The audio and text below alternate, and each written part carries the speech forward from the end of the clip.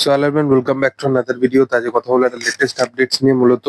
তো এই আপডেটটা শোনার পর আমি প্রচন্ডভাবে এক্সাইটেড হয়ে গেছি অ্যাজ এ সিনেমা লাভার হিসাবে, কারণ এই যে দুজন স্টার কাস্টের নাম বলবো, দুজনেই খুব পছন্দের অভিনেতা আমার।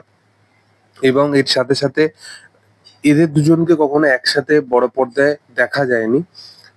সেটা হচ্ছে টোটা রায়চৌধুরী এবং জিদ্দাকে। আহ, মূলত তোমরা জানো যে অনন্ত সিংহর লাইফের উপর বা বেস্ট করা সিনেমা, কেউ বলে বিপ্লবী, কেউ বলে ডাকাত, যেটা আগামী বছর মুক্তি পেতে চলেছে অগাস্টের টাইমে।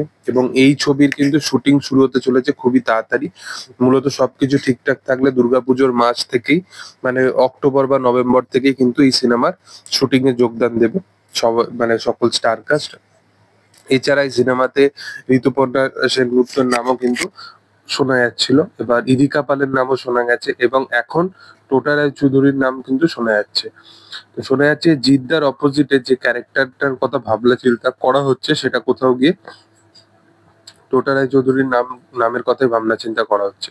তোমরা সকলেই জানো যে এই ছবির একটা চরিত্রের জন্য কিন্তু আবিরকে ভাবনা চিন্তা করা হয়েছিল, এবং আবির কোনো কারণবশত এই ছবিটা করেনি। কারণ আবিরের যে চরিত্রটা ছিল সেটা কাইন্ড অফ রক্তবীজ বা বহুরূপী, এইরকম কাইন্ড অফ একটা ছবি ছিল, মানে চরিত্র ছিল। সেই কাইন্ড অফ মানে সিমিলারিটির জন্য সে সেই চরিত্রটা করেনি।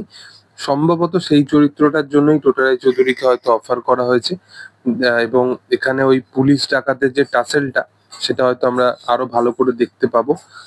দেখার যে সেখানে তাকে কতটা স্পেস দেওয়া এবং কতটা তাকে মূলত তার ক্যারেক্টারটার মধ্যে ইম্পর্টেন্স থাকে। আমরা দেখে এসেছি যে জিদ্দার ছবির ক্ষেত্রে প্রত্যেকটা চরিত্রের ক্ষেত্রেই সমানভাবে প্রাধান্যতা রাখার চেষ্টা করা হয়। যেমন তোমরা যদি বুমেরাং দেখো, সেখানে সৌরভের চরিত্রটার কিন্তু আহ যেরকমই একটা পার্শ্ব চরিত্র হলেও কিন্তু তার চরিত্রটার মধ্যে একটা গুরুত্বপূর্ণ একটা ভূমিকা ছিল। সেরকমই আশা করবো যে টোটাই চৌধুরীর চরিত্রটাও একটা ভালো একটা চরিত্র তাকে দেওয়া হবে।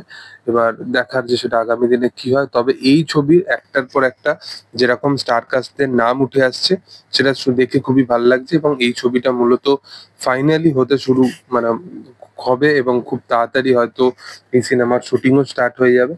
দেখার এর আগামী দিনে আরো কত কি আপডেট উঠে আসে, আরো কত কি বড় বড় কাস্টদের নাম উঠে আসে, সেটা তোমাদের সাথে অবশ্যই শেয়ার করব। এবং ভিডিও যদি ভালো লেগে থাকে অবশ্যই লাইক করো, শেয়ার করো, সাবস্ক্রাইব করো চ্যানেলটাকে, এবং পাশে থাকা বেল আইকনটা অবশ্যই প্রেস করে দিও। Thank you all, by.